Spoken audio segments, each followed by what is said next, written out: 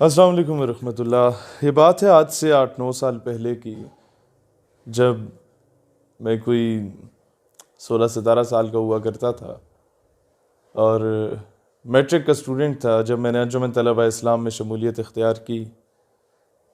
और उसके साथ साथ जो मेरा प्राइम फोकस था उस वक़्त, क्योंकि हिस्ट्री पढ़ने का शौक़ था, तो तमाम सूबों के बारे में मैंने पढ़ने की कोशिश की। तो जब मैंने बलूचिस्तान के बारे में रिसर्च की तो गूगल पे तो बलूचिस्तान के बारे में कम और आज़ाद बलूचिस्तान के बारे में ज़्यादा चीज़ें मुझे दिखाई गई। तो मैं बिल्कुल चौंक गया कि यार ये क्या कोई नया मुल्क बनने जा रहा है या क्या सिलसिला बन रहा है। और जब उसकी गहराई में गए तो तब अंदाज़ा हुआ कि Indian propaganda was at its peak. तो मैंने सोचा कि प्राइम फोकस मेरा ये होना चाहिए कि हम लोग अब इस इंडियन प्रोपेगेंडा को काउंटर करने की कोई कोशिश करें। अब सोशल मीडिया से हमने शुरू किया, कुछ ट्विटर के, कुछ फेसबुक के हमारे दोस्त अहबाब थे, यूट्यूबर्स थे, उन लोगों के साथ मिलके से काउंटर किया। लेकिन मैंने कहा नहीं, जो मुझे नज़र आ रहा है वो ये है कि जो नफ़रत है वो लोगों के दिलों तक सरायत कर चुकी है और वो नफ़रत डाली गई है पाकिस्तान के ख़िलाफ़, उसको काउंटर करना होगा। मैंने वफाकी उर्दू यूनिवर्सिटी इस्लामाबाद और नेशनल प्रेस क्लब इस्लामाबाद और इसके साथ साथ करते करते पूरे पाकिस्तान में ऐसे सेमिनार्स कराए, रैलियाँ, जलसे वगैरह कराए, जिसमें मैंने कोशिश की कि ऐसे बलूचिस्तान के हीरों को बुलाया जाए जो कि आपस में तो सियासी इख्तिलाफ रखते हैं लेकिन पाकिस्तान के लिए हमेशा कुर्बानी देने को तैयार हैं। और यहाँ की लिस्टें इकट्ठी की कि जितने बच्चे बलूचिस्तान से ताल्लुक़ रखते हैं पिंडी इस्लामाबाद की यूनिवर्सिटीज़ कॉलेजेस में, उन सबको बुलाया जाए और उन्हें उनके सामने बिठाया जाए और वो बताएं कि असल मसाइल क्या हैं और कौन प्रोपेगेंडा कर रहा है और कौन ये कह रहा है कि जनाब ये तो सारा जुल्म पंजाबियों ने किया या किसने किया। उस सारी चीज़ों को काउंटर किया गया और अल्हम्दुलिल्लाह मुझे ये फ़ख्र से कहना पड़ता है, मैं कह सकता हूँ फ़ख्र से, कि I was the first one from Punjab. 2004 से 2015 तक जितनी वहाँ पर एनार्की फैली, उसके बाद मैं वाहिद बंदा था जो कोयटा गया और कौमी परचम रैली हम लोगों ने निकाली। मेरे क्लास फेलोज़ ने, बिलाल काकड़ और हम सब ने मिल के हमारे तकरीबन, मैं गैरिसन एकेडमी कोयटा में 2 साल पढ़ा भी था when my father was posted there. ये 2005-06 की बात थी। तो सारे पुराने दोस्त जो थे, कोई वहाँ पर पॉलिटिकल फैमिली से भी ताल्लुक़ रखते थे। तो बाद में हम सारे जब बड़े हो गए, कोई 17-18 साल के हो गए, तो हम लोगों ने सोचा कि वहाँ पर इस तरह की रैली निकालें कि उसमें पश्तून, बलोच, पंजाबी, सिंधी और ये सारे कश्मीरी, बल्तिस्तानी सब इकट्ठे हों। तो उससे कोई सियासी रंग ना दिया जाए, सिर्फ पाकिस्तानी परचम के साए तले हम कोयटा में इस तरह करें। और उस वक़्त ये मैं जानता हूँ कि जो डेथ थ्रेट्स हमें मिला करती थी BLA की जानिब से, BRA की जानिब से, BSO की जानिब, BSO आज़ाद की जानिब से एंड देन BLF की जानिब से, वो हम बेहतर जानते। खैर हमने वो उस वक़्त इतना पब्लिसाइज इससे नहीं किया था क्योंकि ज़ाहिर है आवाम का मोराल डाउन होता था। तो खैर वो सारा किया। इस्लामाबाद में हमने सारे सेमिनार्स किए, लोगों को पाकिस्तान से मोहब्बत का दर्स दिया और ये बताया कि जनाब अगर गवर्नमेंट की कोई पॉलिसीज़ गलत हैं, अगर किसी फ़र्द वाहिद की कोई पॉलिसीज़ गलत हैं, या आप लोगों के अपने नवाबों वडेरों ने आप लोगों पे अगर जुल्म किया, तो इसमें पाकिस्तान का कसूर नहीं है, इसमें उस फ़र्द वाहिद का या उसकी पॉलिसीज़ का कसूर है। और पाकिस्तान तो हम सब का मुल्क है, इससे मोहब्बत, मैं तो पाकिस्तान से मोहब्बत इसलिए नहीं करता कि मैं यहाँ पैदा हो गया, पला बड़ा। मैं तो अलबत्ता सिर्फ इसलिए करता हूँ कि ये वाहिद रियासत है, रियासत मदीना के बाद जो कि इस्लाम के नाम पे हासिल की गई। तो मुझे तो इससे अकीदत और मोहब्बत रसूलुल्लाह अलैहिस्सलाम के निस्बत से है। नाउ कमिंग फॉरवर्ड, वो दिन भी था जो मेरी ज़िंदगी की ख्वाहिश थी कि डेरा बुगटी में सुई का इलाका, जहाँ सबसे ज़्यादा एनार्की किसी दौर में हुआ करती थी, वहाँ पर मगरिब के बाद कोई बाहर निकल नहीं पाता था। रात को 11 बजे हम लोगों ने वो जलसा प्रोलॉन्ग किया, 11-12 बजे तक, पाकिस्तान जिंदाबाद के नाम से। जहाँ 4-5 हज़ार वोट लेके किसी दौर में लोग MP MNA बना करते थे, वहाँ 7 हज़ार लोगों का, सिर्फ मर्दों का वहाँ जलसा हुआ। और अल्हम्दुलिल्लाह पाकिस्तानी परचमों के साथ आए, किसी सियासी जमात के परचमों के साथ लोग नहीं आए। और मुझे अब भी याद है चीफ़ ऑफ बुगटी जान बुगटी भाई ने मेरी दस्तारबंदी भी की, वो बलोच दस्तार पहनाई मेरे सर पे।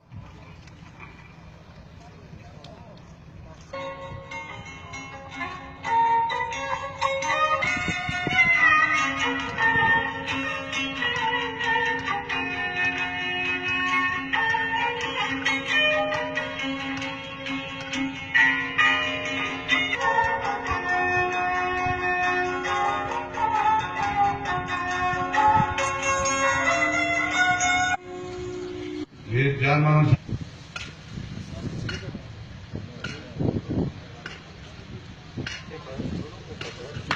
तालियां।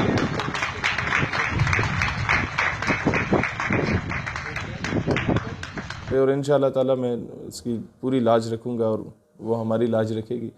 और उसके साथ साथ मुझे याद पड़ता है कि बरामदाग बुकटी को मैंने उस वक्त चैलेंज किया था कि ये जो पहली 2 सफ़ों में यहाँ के सियासतदान बैठे हैं, यहाँ के जो बलोच बैठे हैं, इनको रहने दो, मैं पंजाब से हूँ तो मेरा मुकाबला करो। ये बलोच एक पंजाबी को वोट दे देगा लेकिन गद्दार वतन को वोट नहीं देगा। और सब ने उस पर ताली शाली भी बजाई और कहा कि आप बिल्कुल दुरुस्त कह रहे हैं। और फिर वहाँ बलूचिस्तान से एक ये नारा भी बुलंद हुआ कि हम अगर पाक फ़ौज को ज़रूरत हुई तो हम 50,000 रज़ाकार पाक फ़ौज को देने को तैयार हैं भारत के ख़िलाफ़। तो एक बड़ा पॉजिटिव इसके नताइज आए सामने। फिर आते हैं हम फ़लस्तीन कॉज पर। तो पैलेस्टाइन कॉज पर अल्हम्दुलिल्लाह जितना काम हमारी तंजीम ने किया, इतना नौजवानों में शायद किसी और ने नहीं किया होगा। और मुझे अब भी याद है जो फ़लस्तीन के 400 बच्चे पाकिस्तान में इस वक्त भी पढ़ रहे हैं, मुख्तलिफ़ यूनिवर्सिटीज़ में, मुख्तलिफ़ मेडिकल कॉलेजेस में स्कॉलरशिप्स पे इधर पढ़ रहे हैं। पाकिस्तान अल्हम्दुलिल्लाह हमने कोई भी मुल्क किसी जगह पे एम्बेसी बनाता है तो उसकी तनख्वाहें शनख्वाहें सारे वो लोग खुद ही देते हैं। लेकिन पाकिस्तान में जो फ़लस्तीनी एम्बेसी है उसके सारा बजट हम लोग खुद अफोर्ड कर रहे हैं, पाकिस्तानी अफोर्ड कर रहे हैं। और अब भी हमारे पासपोर्ट पे लिखा है कि it is eligible everywhere except Israel, और इसराइल को हम लोग नहीं तस्लीम करते। खैर फ़लस्तीनी सफ़ीर ने भी काफ़ी रिकगनाइज़ किया, हमारी वोट टेकिंग सेरेमनीज़ में भी आए। सफ़ीर जो एम्बेसडर होता है, जो लोग डिप्लोमेटिक अफेयर्स को जानते हैं वो सही जानते हैं कि वो सरीना या मैरियट से बाहर नहीं जाता, वो इसी तरह के होटल्स में आता है, वो मिन्नतें तरले करके। और ये वो सफ़ीर थे जिन्होंने इतना कोऑपरेट किया हमारी सिंसेरिटी को देखते हुए कि हम अगर ये भी कह दें कि जनाब प्रेस क्लब के बाहर एहतजाज है या किसी चौक चौराहे पे एहतजाज है तो उधर भी ये पहुंच जाएंगे हमारे साथ अपनी किसी किस्म की सिक्योरिटी के बगैर। तो ऐसे दरवेश सिर्फ लोग भी हैं। और बैतुल मक़दस का खुर्दा जो आया करता था वो ये हमें खिलाया करते थे उधर जब हम लोग मसला फ़लस्तीन पर डिस्कस करने जाते थे। फिर हमारा ये भी अंडरस्टैंडिंग हुई आपस में कि हमारे तमाम पाकिस्तानी नौजवान और आपके फ़लस्तीनी नौजवान मिल के काम करेंगे इस कॉज़ के लिए, और उनके फ़लस्तीनियन स्टूडेंट ऑर्गेनाइजेशंस जितनी भी हैं उनके साथ हमारे रवाबित हुए वहाँ पर भी और यहाँ पर भी।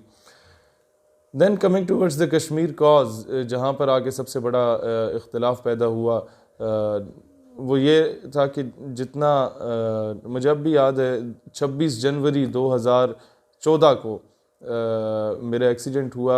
मेरे अब भी दोनों पाँव में, राइट लेग में जो मेरे घुटना है वहाँ पर कोई 14 स्क्रूज़ और कुछ प्लेट्स लगी हुई हैं, और लेफ़्ट जो एंकल है टखना उधर 2 नेल्स हैं, और ये बाएं बाजू में रॉड है।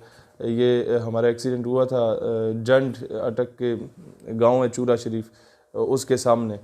तो वो गाड़ी अनबैलेंस हुई काफ़ी ज़्यादा स्पीड में, तो वो सीधा दरख्त में लगी। तो ये 26 जनवरी को था। उसके 8-10 दिन के बाद 5 फरवरी आ रहा था और हमने प्रोग्राम रखा हुआ था आज़ादी कश्मीर पर। खैर अब मैं तो बिल्कुल एक ही हाथ ये राइट हैंड ही काम करता था, बाकी तो सारे बिल्कुल पट्टियाँ बंधी हुई थी पूरे जिस्म पे। 2014 की बात है। और मुझे याद पड़ता है कि यासीन मलिक साहब अल्लाह उनको ज़िंदगी दे, यौम कश्मीर पे मकबूजा कश्मीर के हुर्रियत रहनुमा यासीन मलिक ने हम कश्मीर से ज़ारी यकजहती करते रहे बचपन से। उस दिन उन्होंने 5 फरवरी को, मैं प्रोग्राम में तो ना जा सका, अलबत्ता यासीन मलिक की बेगम साहिबा मिशाल मलिक बहन, उनकी छोटी सी बेटी थी तब 1-2 साल की, वो और उनकी जो वालदा थी, ये तीनों शख्सियात वहाँ तशरीफ़ लाई। और मैं समझता हूँ कि उस दिन मुझे अंदाज़ा हुआ कि यार कितना ज़्यादा ये लोग कॉज के साथ सिंसियर हैं कि नज़रियाती लोगों को ये नहीं छोड़ते। फिर मज़ीद आगे बढ़ते हैं तो कुछ महीने में व्हील चेयर पर रहा, 3-4 महीने। उन दिनों में काफ़ी ज़्यादा दहशतगर्दी होना शुरू हो गई और हम लोगों ने जान हथेली पे रख के जितना हम लोगों ने काम किया उस दिनों में, पाकिस्तान के नज़रियाती असास का दिफा करने के लिए, पाकिस्तान से मोहब्बत का एलिमेंट उजागर करने के लिए, तमाम तर दहशतगर्दाना क़ुव्वतों के ख़िलाफ़ हम लोग लड़े, एक किस्म का नज़रियाती जंग लड़ी हमने। तो फिर जो धमकियों का एक सिलसिला BLA की जानिब से था वो TTP की जानिब से भी इनडायरेक्टली शुरू हो गया। और मैं वो चीज़ एक्सप्लेन नहीं करना चाहता कि जो हम लोग चिराट में जा रहे थे, कुछ दोस्त वगैरह जितने फ़ौजियों के बच्चे चचे हैं, तो रास्ते में हमारे साथ क्या होने वाला था और अल्लाह ने हमारी जान बचाई। लेकिन मैं मज़ीद आगे आता हूँ कि कश्मीर कॉज पे जब मैंने देखा कि यार मकबूजा कश्मीर के लोगों के साथ हमारा रब्ता होना शुरू हो गया, मैं उम्रे पे गया पहली बार, तो 2 बार वहाँ भी गिरफ़्तार हो गया, क्योंकि पाकिस्तान से ज़्यादा जो लोग मुझे मिलने आते थे वो इंडियन मुस्लिम्स होते थे और सीने लग के रो पड़ते थे, कहते कुछ नहीं थे। और खैर वहाँ हमने 12 रबीउल अव्वल को रैली भी निकाल ली थी, तो उस वजह से भी गिरफ़्तारी हुई। और जो दर्द और दुख मुझे वहाँ पर महसूस हुआ मकबूजा कश्मीर के लोगों की, क्योंकि बराह रास्त मेरी उनसे वहाँ मुलाकात हुई। फिर वहाँ से जो कुछ हमारे जवान तशरीफ़ लाते थे मकबूजा से किसी न किसी तरीके से, तो उनसे जब मुलाकातें होती थी तो वो उनसे भी और फ़लस्तीनियों से भी, तो वो एक ही बात कहते थे। मैं जब कहता था यार कोई हम हेल्प आउट आपकी कर लें, कोई चंदा चंदा इकट्ठा कर लें, तो मुझे कहते शहीद साहब व्हाट डू यू थिंक, कि हम लोग भूखे मर रहे हैं या प्यासे मर रहे हैं या नंगे मर रहे हैं? हमें आपके चंदे की ज़रूरत नहीं है, हमें आपकी बंदूक की ज़रूरत है। अपने हुक्मरानों से कहिए कि अमली तौर पे कुछ करें, वहाँ लोग मर रहे हैं। खैर वहाँ से जब हमने ये कहना शुरू किया कि जनाब अब कश्मीर वाकई पाकिस्तान की शहरक है, तो शहरक को तो काटा जा रहा है और उसको बचाने के लिए इंडिया की गोली का जवाब हमें गोली से देना होगा। हमें अक़वाम मुत्तहिदा के चरणों में बैठ के मिन्नतें नहीं करनी होंगी, हमें अमेरिका के गिट्टों में बैठ के कश्मीर की जंग नहीं लड़नी होगी, हमें हकीकी मायनों में कश्मीरियों के लिए कुछ करना होगा। तो वो लोग जो कि रज़ाई से कभी नहीं निकले और फेसबुक इस्तेमाल करते रहे, उन लोगों ने हम पे गद्दारी के ठप्पे भी लगा दिए। खैर हम फिर भी उनकी इज़्ज़त करते हैं, क्योंकि ये इनमें से कई ऐसे लोग हैं जिनकी वजह से पाकिस्तान को फ़ायदा भी बहुत ज़्यादा हुआ, क्योंकि इन लोगों ने दुश्मन के प्रोपेगेंडास को काउंटर भी किया।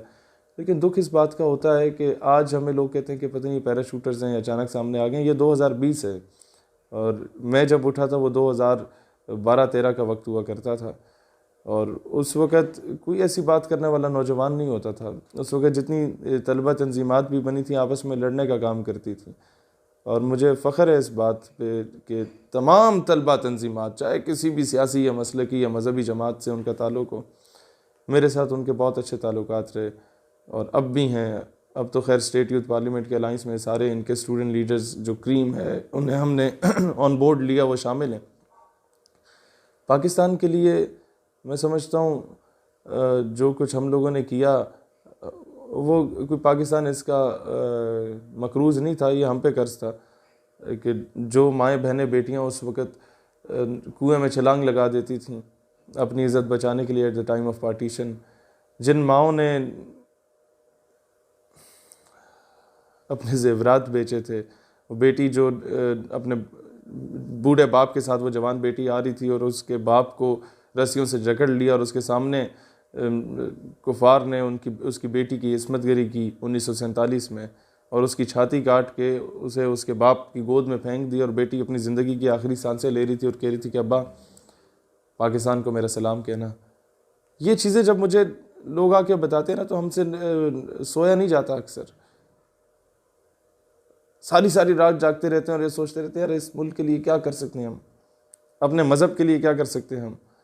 लेकिन अफसोस इस बात का होता है कि फिर अगर आपको किसी बात से हमें इख्तलाफ रहता है तो आप आके गद्दारी के ठप्पे लगा देते हैं। देखिए सच को हमें तस्लीम करना चाहिए। आफिया सिद्दीकी को बेचा गया, तस्लीम करो, ना छुपाओ झूठ को। वो कौम की बेटी है, उसकी जगह तुम्हारी माँ बहन बेटी को भी बेचा जा सकता था। फिर क्या करते?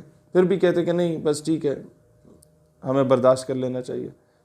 अहमद कांसी को यहाँ से उठा के बेचा गया, जो मुसलमानों का एक बहुत बड़ा खैर ख्वाह था। हुआ, हज़ारों लोगों को बेचा गया, हज़ारों लोगों को उठवाया गया। मुझे सबसे ज़्यादा दुख तब होता है जब कश्मीर में बग़ैर तनख्वाहों के शहादतें देने वाले मुजाहिदीन, उनको हम दहशतगर्द कह देते हैं किसी इंटरनेशनल प्रेशर में आगे, फिर कहते हैं FATF, फिर कहते हैं माशी इस्तिसाल, फिर हम कहते हैं पैसे नहीं है, फिर हम कहते हैं भूखे नंगे मर गए। यार एक बात, शायद आपको इख्तलाफ है तो आप ज़रूर रखें आप, लेकिन कम से कम पाकिस्तान का गद्दार ना कहा करें। मैं अक्सर MNAs, MPs, मिनिस्टर्स, सेनेटर्स को सामने बिठा के अक्सर कॉन्फ्रेंसेस में एक करता हूँ कि जनाब अब मज़ीद बर्दाश्त नहीं हो सकता, आप कुछ अमली तौर पे करें। तो अक्सर लोग मुझे गुस्से में आके कहते हैं कि शहीर आप बड़े समझदार हो, हमसे ज़्यादा पढ़े लिखे ख़ुद को तसव्वुर करते हो, अगर जंग हो गई और बांग्लादेश की तरह कोई हिस्सा हमसे अलग हो गया तो कौन ज़िम्मेदार होगा? आप ज़िम्मेदार होंगे।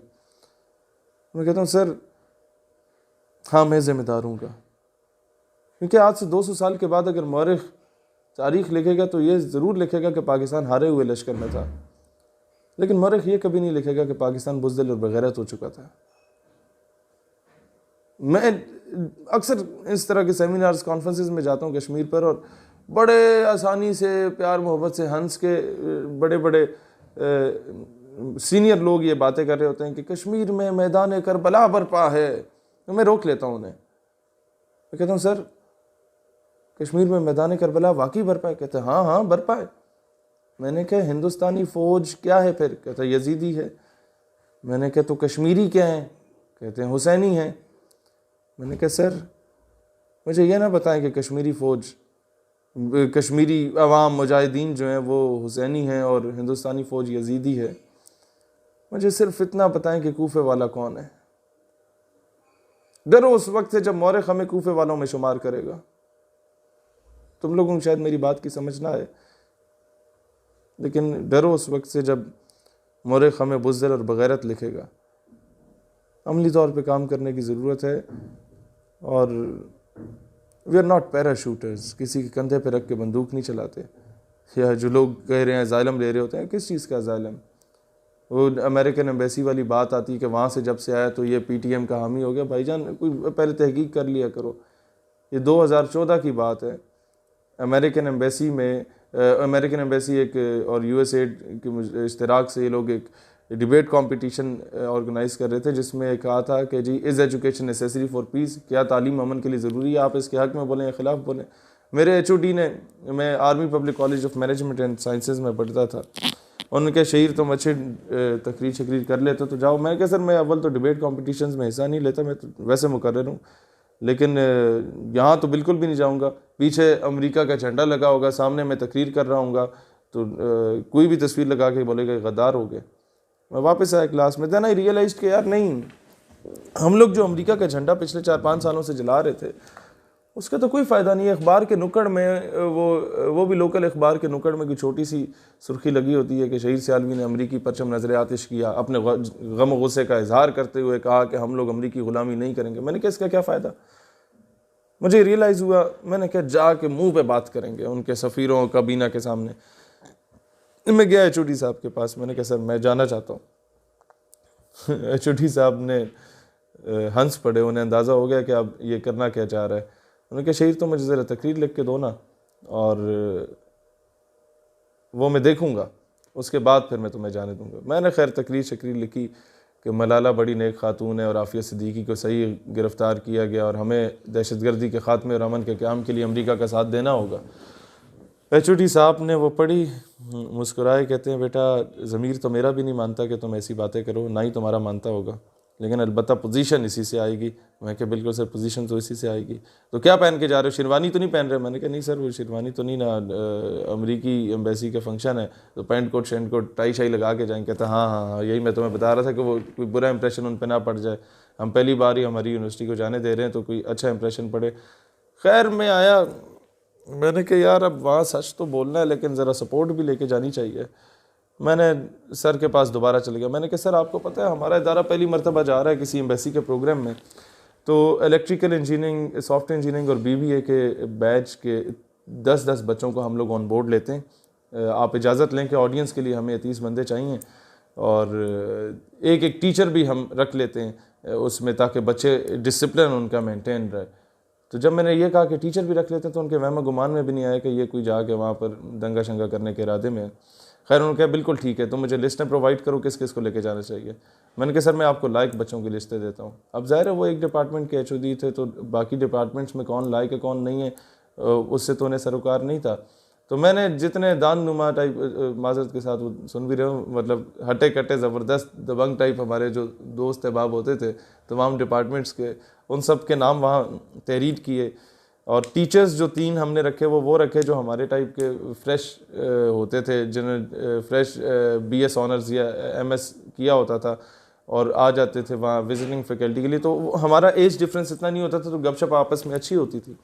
उनको भी हमने ऑन बोर्ड लिया। उन्हें कहा सर आप जाएंगे एम्बेसी का प्रोग्राम है, तो बड़े खुश हो गए कि हाँ चलेंगे इंशाल्लाह। खैर कोस्टर अरेंज हो गई, एम्बेसी के जो भी लड़के शड़के थे उनसे बात होगी कि भाई हमारी ऑडियंस वाले भी आना चाहते हैं तो आप इजाज़त दे दें। उन्होंने कहा जी you are more than welcome, हमें तो इंतज़ार होता है कि कोई सुनने वाला भी आया हुआ हो। खैर 78 एजुकेशनल इंस्टीट्यूट्स के डिबेटर्स गए, बीच में शहीद सियालवी साहब भी गए और 30 बंदे हमारे साथ और चले गए और 3 वो टीचर्स। रास्ते में जनाब पेट्रोल पंप आता है, मैं उन्हें कहता हूँ जनाब ज़रा गाड़ी रोको, पेंट कोट मैंने पहना होता है और साथ एक थैला सा पकड़ा होता है, तो गाड़ी रोको यार मैं वॉशरूम जाना है। गया वॉशरूम में, तो शहीद साहब जा पेंट कोट में रहे हैं, वॉशरूम से निकल रहे हैं तो शेरवानी ओढ़ी हुई है।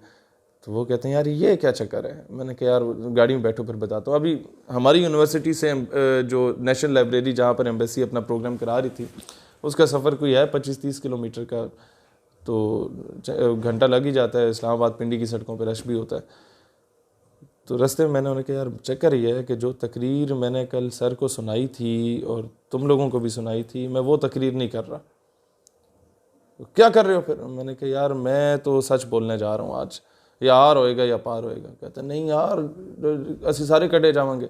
मैंने कहा यार बात यह है कि अगर निकाले गए तो पाकिस्तान की ज़मीन बड़ी ज़रखेज़ है, और जब लोगों को यह पता चलेगा कि इन्होंने अमेरिका की आंखों में आंखें डाल के बात की हैं, तो तुम लोगों को अगर निकाला भी गया तो अच्छी अच्छी यूनिवर्सिटीज़ में लोग तुम्हें एडमिशन भी दिलवाएंगे और तुम्हारे अखराजात भी खुद अफोर्ड करेंगे। तो वो थोड़े से खैर उन्हें मैंने मुतमईन कर लिया और मैंने कहा बस मैं तकरीर शुरू करूँगा तो तुम लोगों ने जो है ना वो कर दे रहे हैं, सपोर्ट इस तरह करनी है कि किसी की ज़रूरत ना हो आके मुझे रोके। खैर मैं तकरीर करने गया, क्या तकरीर की वो आप देख लेंगे। मुझे खुशी इस बात की हुई कि जब वो सेमिनार ख़त्म हुआ, सेमिनार क्या डिबेट कंपटीशन ख़त्म हुआ, तो ज़ाहिर है अब इनाम तो मुझे नहीं मिलना था, क्योंकि सच हमेशा कड़वा होता है और सच बोलने वाले को बागी और गद्दार का लेबल भी मिलता है। लेकिन तकरीर करके मैं ऑडिटोरियम से सीधा बाहर निकल गया और आधा ऑडिटोरियम जिंदाबाद मुर्दाबाद के नारे लगाता हुआ। What is the literacy rate of United States of America? It's 99%. If education is necessary for peace, then the so-called champion of human rights and world's most well-educated nation, the United States of America, would not be responsible for the insurgency and terrorism in Iran, in Iraq, in Syria,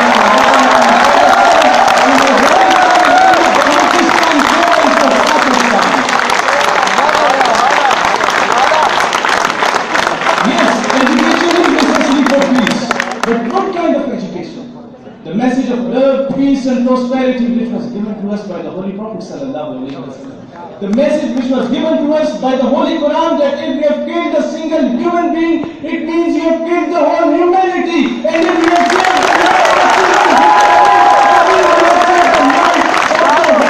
humanity.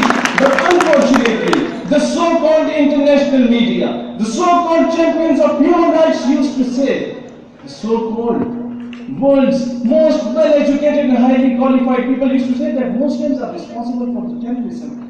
Let me ask you a question. What is the literacy rate of Israel? It's 97%. Then what is being done in Palestine? Thousands of Muslims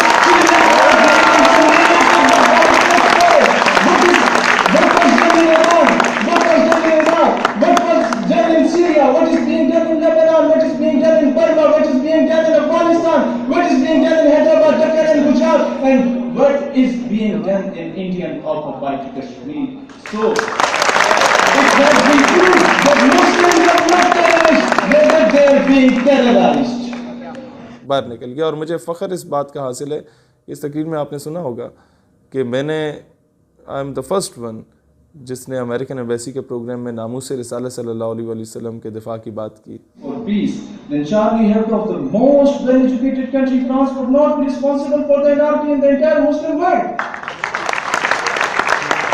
Then according to law of God, where you can't pinch and hurt the feelings of any religion, caste or creed, and according to the international blasphemy law, what do you say about the nation where patience are the most sensitive about their beloved Prophet sallallahu alaihi wasallam? Dear audience, let me to express extent of these patients in my national language because English linguistics counts to drop by these patients. हमने हर दौर में नामों से रिसालत के लिए की है, छोड़कर सियासत का सिलसिला फुसूल, फकत एक नाम मोहम्मद से मोहब्बत की है। मैंने अफ़गानिस्तान से फ़लस्तीन, कश्मीर से बर्मा तक के एक एक मुसलमान मज़लूम की बात की और कहा कि दहशतगर्द असल तुम लोग हो, अमेरिका वालों, जो दुनिया का अमन तबाह कर चुके हो। खैर, जब मैं ऑडिटोरियम से बाहर निकला तो आधा ऑडिटोरियम नारे लगाते हुए बाहर आ गया। पोजीशन मेरे लिए वो नहीं थी कि वो फर्स्ट सेकंड थर्ड पोजीशन देते, वो तो देनी भी नहीं थी उन्होंने। पोजीशन मेरे लिए ये थी कि जो दूसरे स्कूल्स और कॉलेजेस और यूनिवर्सिटीज़ के टीचर्स और प्रिंसिपल्स आए हुए थे अपने बच्चों को लेके साथ, उन लोगों ने मेरा माथा चूमा था कि बेटा तुमने हक अदा किया, सच बोला। और मैं हमेशा एक तलकीन करता हूँ लोगों को कि सच बोला करें। खैर, इस पे लोगों ने बाद में, जिन लोगों ने तकरीर नहीं सुनी उनके लिए भी सुना देते हैं आपको, प्रोपेगेंडे भी किया, पता नहीं वहाँ से आ गया तो इसने क्या कर दिया। इसलिए मैं आवाम से कहता हूँ कि सुनी सुनाई बातों पे यकीन ना किया करें। आप लोग तहकीक कर लिया करें कि यार अगला बंदा कितना ख्वार हुआ है। मुझे याद है कि जून जुलाई की सख्त गर्मी हमने सिबी, डेरा बुगटी के सहराओं रेगिस्तानों में गुजारी है। और मुझे याद है कि इस्लामाबाद की सर्द रातों में हम लोगों ने जनवरी की और दिसंबर की रातें गुजारी हैं। और इस तरीके से जाके हमारी नज़रियाती टीम बनी है। किसी के हमने बूट पॉलिश करके, या किसी के कंधे पे बंदूक रख के, या किसी के मिन्नतें तरले करके, या किसी की गोद में बैठ के हम इस मकाम तक नहीं पहुँचे जिस तरह लोग हुकूमतों में पहुँचते हैं। हम अगर पाकिस्तान का दिफा करते हैं या पाकिस्तान से अकीदत और मोहब्बत रखते हैं तो ये हमारे ईमान का हिस्सा है। हमारी मोहब्बत किसी के मोहताज नहीं है कि हम लोग किसी से NOC लेके। और यही बात सिर्फ मैं कहूँगा कि हमें पाकिस्तान से वफादारी के सर्टिफिकेट किसी से नहीं चाहिए। ये जो सर्टिफिकेट बांट रहे होते हैं, हम इनसे ज़्यादा बड़े मुहिब वतन हैं। हम बग़ैर तनख्वाहों के काम कर रहे हैं इस मुल्क के लिए। हम मोहब्बत और प्यार नहीं करते पाकिस्तान से, हम इश्क करते हैं पाकिस्तान से। खुदा की कसम इश्क करते हैं पाकिस्तान से। मैं समझता हूँ इकबाल दुरुस्त कहते थे, मीर अरब को आई ठंडी हवा जहाँ से, मेरा वतन वही है, मेरा वतन वही है। इंशाल्लाह वो वक्त दूर नहीं जो मुल्क सुपर पावर बनेगा इंशाल्लाह। और इंशाल्लाह हमें पूरी उम्मीद है कि ग़ज़वा हिंद होती है तो हम उसके एक अदना से मुजाहिद ज़रूर बनेंगे इंशाल्लाह ताला। इस कौम को तैयार करने और अपने मुल्क के लिए, अपने मज़हब के दिफा के लिए हम हमेशा तैयार रहेंगे इंशाअल्लाह ताला। पाकिस्तान हमेशा जिंदाबाद।